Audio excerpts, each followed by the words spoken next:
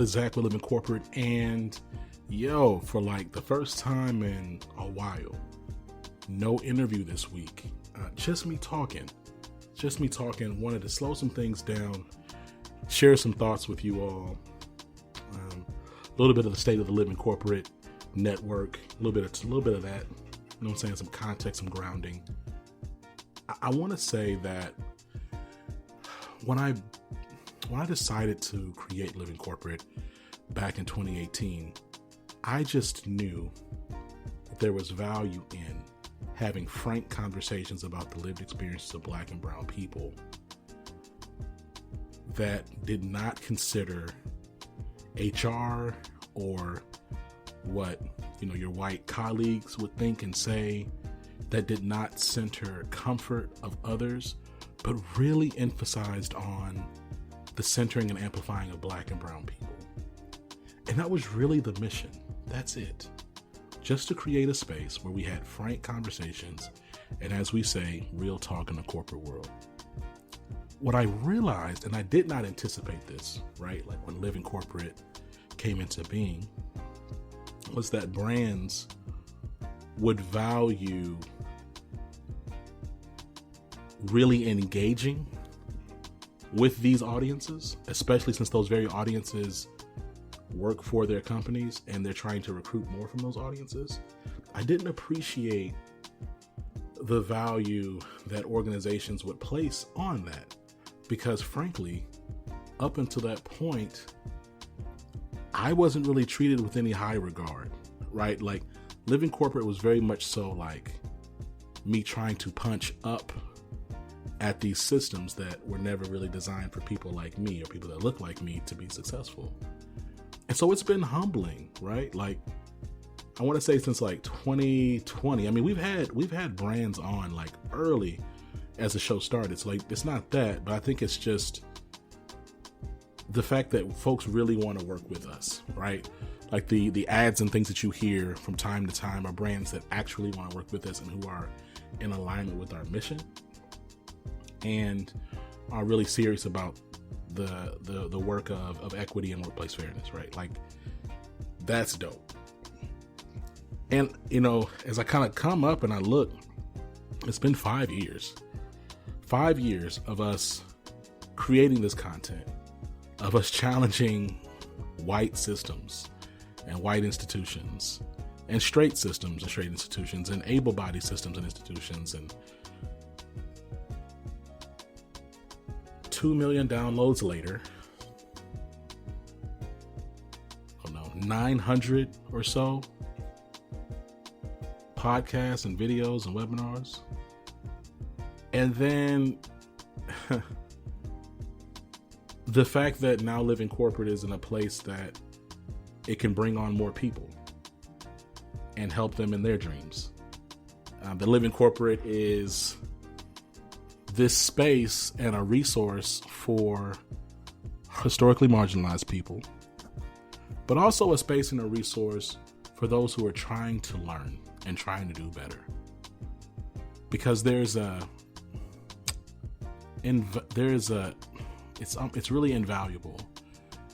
Very rarely would any white person be able to sit and be invisible when two Black people are talking about how it really is to be them to each other. White folks are never privy to those kinds of conversations, right? Those are different than like a learning module on why saying the N-word is bad. No, the ability to listen and hear a real dialogue between two marginalized people about the reality of their experiences every day and how they get through it and what they've learned and how they try to teach others.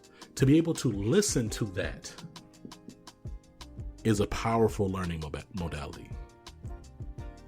And I love the fact that Living Corporate has the capacity to be both a refuge and a place of education without putting a tax or labor cost on Black and brown people to educate aspirational allies. They're still able to help folks who are genuinely trying to learn. And that's a beautiful thing. we're in this landscape right now, and I know we've already talked a little bit about, the SCOTUS decisions and all that stuff. And so, I'm really curious to see where brands go in 2024 and how they tackle because a lot of folks are going to try to do this dance between pleasing government and governmental interests or political interests, governmental interests too, whatever. And also trying to serve this very real population that's expecting tangible, meaningful things. They're looking for an equitable experience, and they don't care that these right-wingers over here are decrying diversity, equity, and inclusion. That's going to be a really interesting season. We're in an interesting season. It's going to get even more interesting. I am, the next 12 to 18 months, I find very curious, right?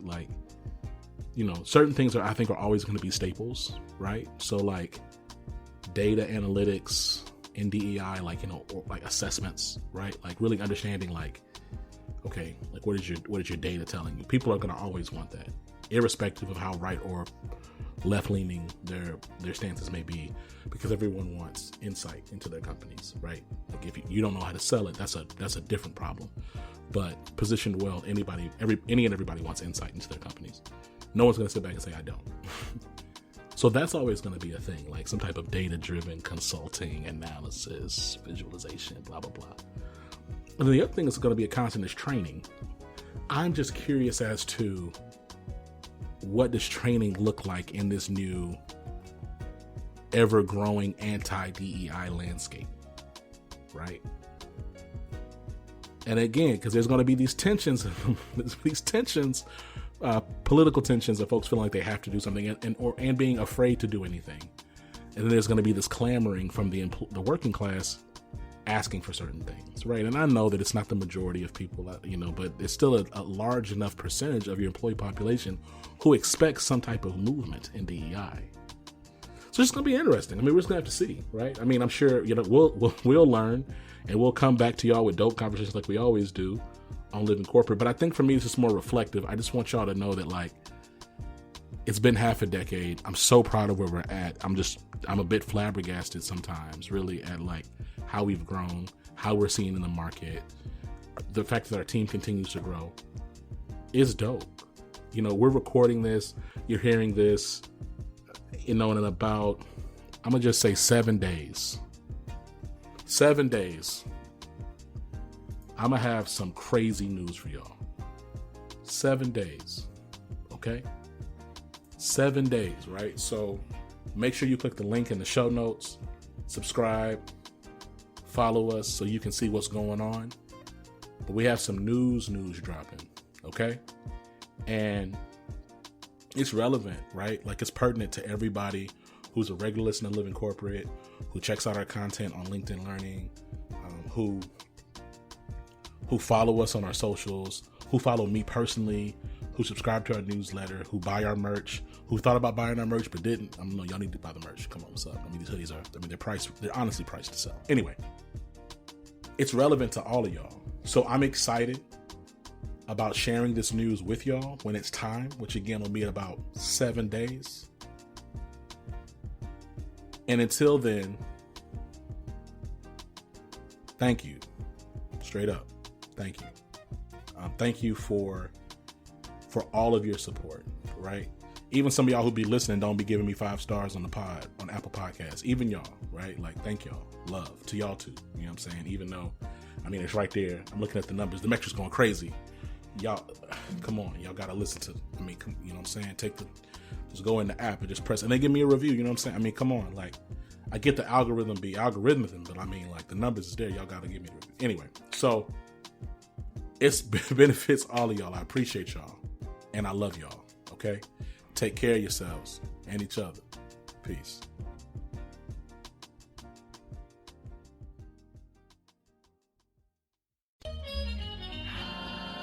Living Corporate is a podcast by Living Corporate LLC.